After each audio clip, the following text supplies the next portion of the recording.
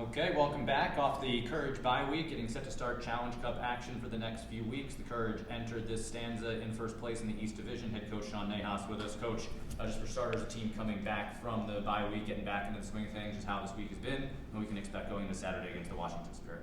Yeah, the week's been good. You never know what you're going to get coming off a week where the players go and do their own thing and shut down. Probably something I know we needed. It's not ideal coming off a bye week and then going right into a game. There's not really room for growth and taper back in. So we'll see, physically how they are by the end of the week. But that's a league thing and scheduling thing. But overall, the group's been great. Energy's been great. Now, we can use the Challenge Cup to try a few different things, as the season wears on. But overall, we've moved on from the last game, and now we'll just start to focus on one game at a time and wait for everyone to get back and, hit the ground running once everyone's back and see where it takes us. Even though the team was off, still some big news this week with a massive signing out of Japan with Rigato Kobayashi joining the team. Could you speak to what she brings to the team and the excitement to have her join the squad? Yeah, she brings a lot to the table. When we look for players, we look for players with really good soccer IQ and will fit into the style that we want to play and come through that type of development phase, just like Fuka did last year and Rumi does now. Kobayashi we've identified probably a year and a half ago. So this wasn't like a quick thing. She just wanted to finish out her contract. She felt she had a responsibility to finish out her contract, so we gave her the time to do that. And she's a 9/10 that finds really good spaces and pockets and really good on the ball. Tiny little thing, but I know Rumi's excited to have her, and she's just going to make us that much better. Makes us deeper is what it does, and she'll fit in seamlessly just because of how we play. Sure.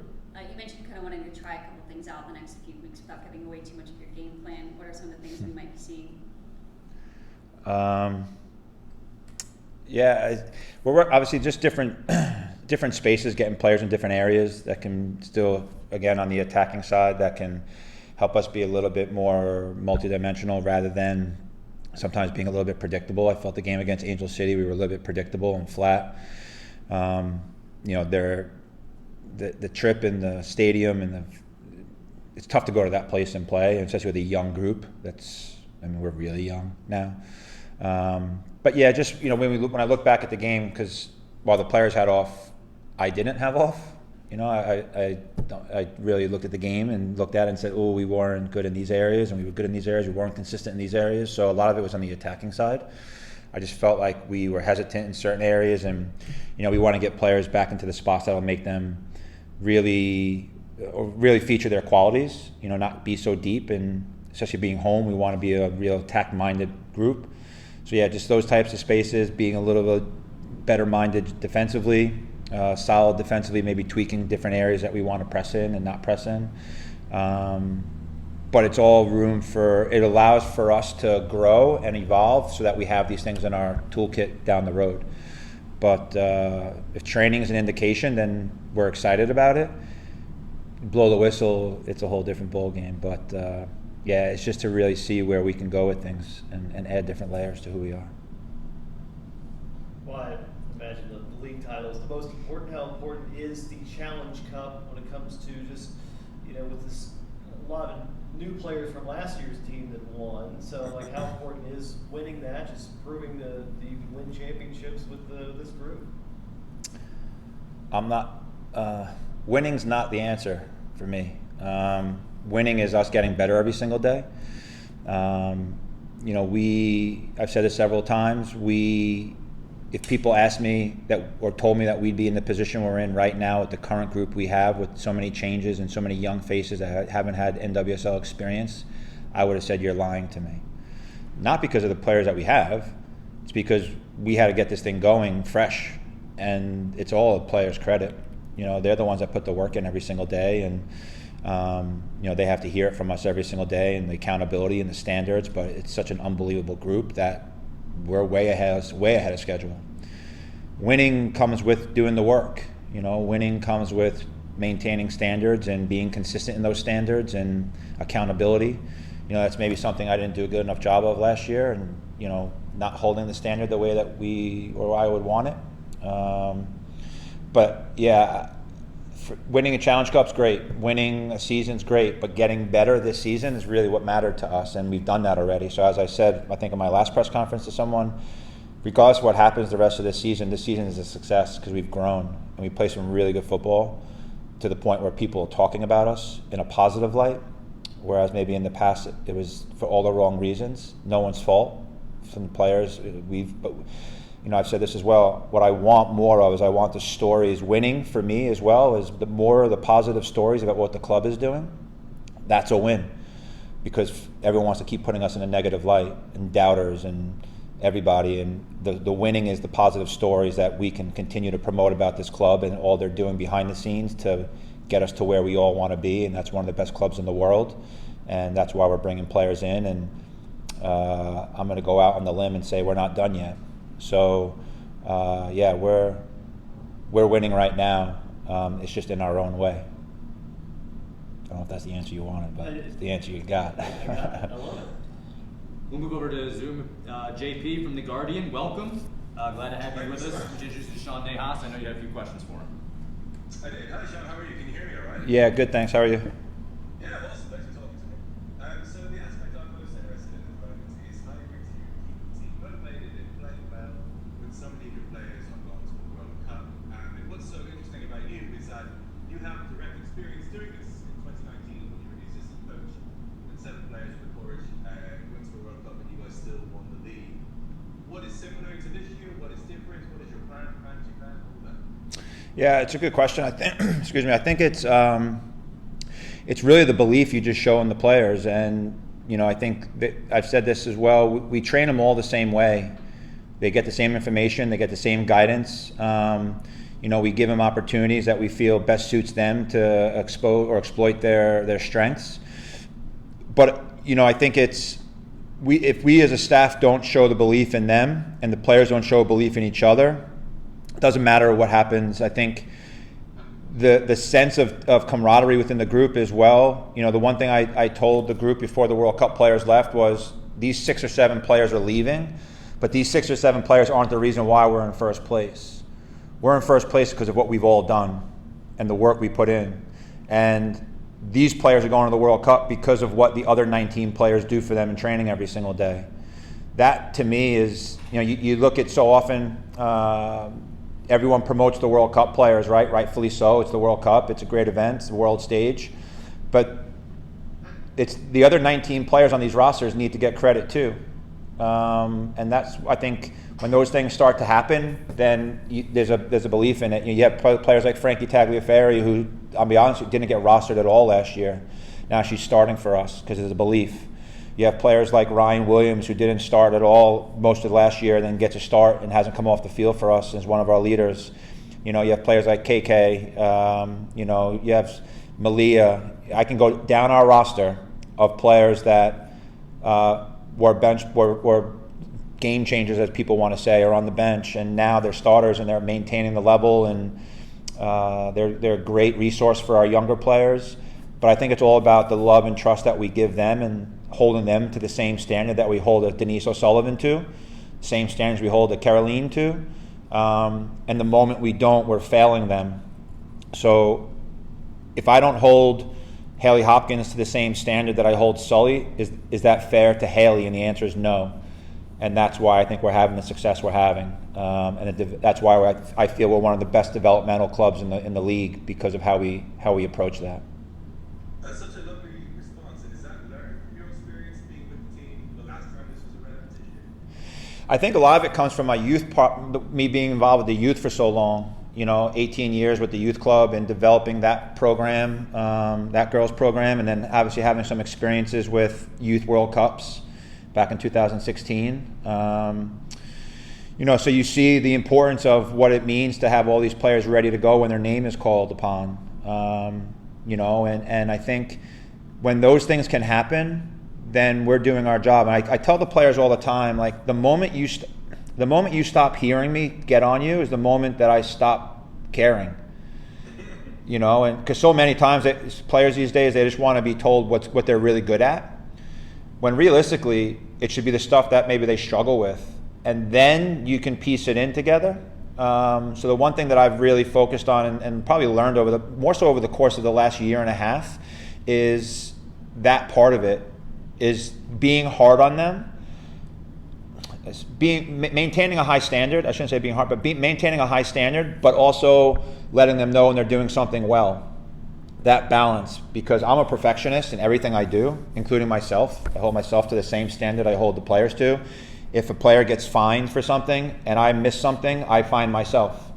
We're all in the same piece. I put the same money in the pot as any player would, because they shouldn't be held to any different standard than I am. And I think when they see that, then they know that we're all in this together. And regardless of where this goes, I think the players will look back at this with a really positive experience. And last question in that vein. So how involved are you in signing the national team replacement contract players during this time period? And what are you looking for in a player that's filling that role? Yeah, it's an interesting one. Like back in 2019, we did it differently. Obviously, when I was the assistant, we lost arguably the best players in the world in their positions in that year. Sammy, Lynn, Crystal, you know, we all know their accolades, right? So Dabinia. But what we did then was, when they left is when we signed players, and those players weren't ready, they weren't fit. It was just a disaster. Whereas this year we brought players into pre-camp and we identified them as national team replacement players and gave them the option to stay. We would take care of them in certain aspects, and then we told them that when the national team replacement players were gone, that they would get the national team replacement player contracts. So what that did was it allowed for them to be fit. It allowed for them to understand how we wanted to play, our style of play, our curriculum, all that stuff, so that when they came in it was seamless, rather than pulling someone that has been on a couch who hasn't been playing, which makes it difficult, especially for the standards that we want to be at. And they've been here all along, and now they're getting rostered on game days, and they've improved just as much as any other player. We coach them the same way, and it's a credit to them. I'll be honest with you, because not many players would do that, you know. But we gave them the choice, and they said, "No, I want to stay. I love it. I love the development part. I love how the sessions go. All that." So it's been a good process. It's been an evolution for our club, because I'll be honest, we get a lot of youth players now. It just went off.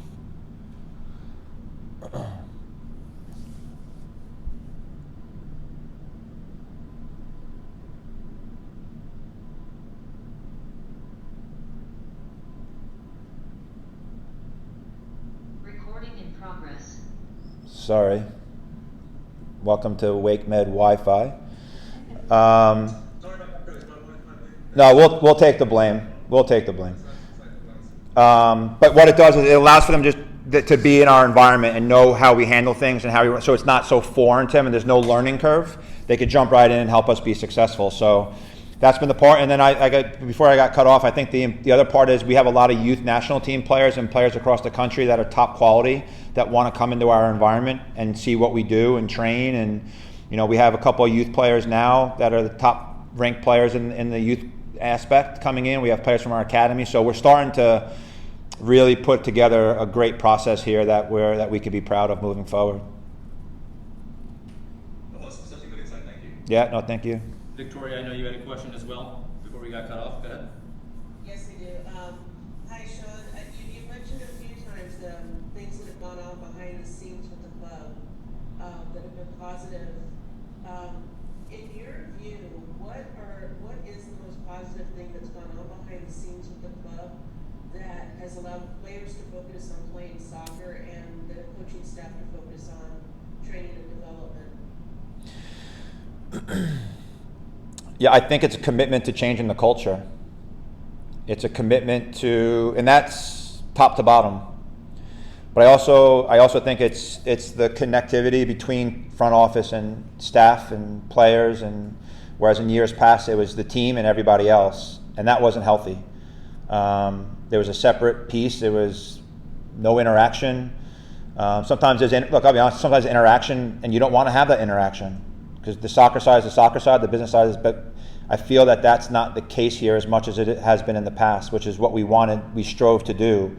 You know, we have a responsibility as players and staff to represent the club in a positive light. The players do that beyond belief. The club has a responsibility to provide the best situation for the players so that they can be comfortable. They've done that, and they're continuing to do that.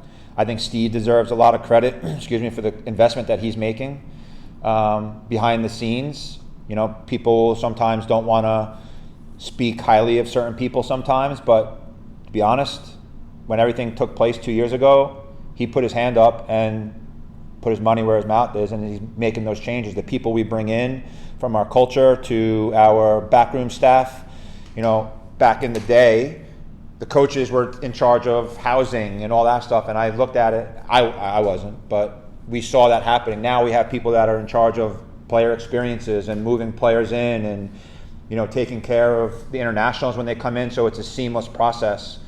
And sometimes you have to go through these moments to learn where you're deficient, and we've done that. And, you know, I went from having 2 assistant coaches, 1 assistant coach last year, and Nathan was a goalkeeper coach, so he was never really with the team until we joined the groups. You know, it was myself and Emma, really. Now I have 4 assistant coaches. That takes so much pressure off me, I can tell you that right now, and I can enjoy coaching a lot more. I'll be the first to tell you I didn't enjoy it last year. It was really hard. It was stressful. It was trying to change so much because of the care that I have for the club, regardless of what people may think and say. I've learned to tune that out. But I think what we've done and the culture we've changed, I think people need to look back and give the club credit. And how can you tell, Vic? Look at the performance of our players. That's how you know if what we're doing is good. Because they enjoy it, they love their football, they're playing a brand new style, they've embraced it, they want to come every single day. And those are the stories that I want to be told. Not what I'm doing on the field with our players and how attractive a football we play. I'm a small piece of this. The club's the bigger piece. When I leave here, the club's still going to be here. But if I can leave here at the club in a better place than when I got it, then we've done our job. And it's the same for the players. And I think that's the best part about this, because it hurt to see the club go through what they went through. Rightfully so. Don't get me wrong. Rightfully so. But we had a choice. We can say, woe is me, or we can make change. And we've made change.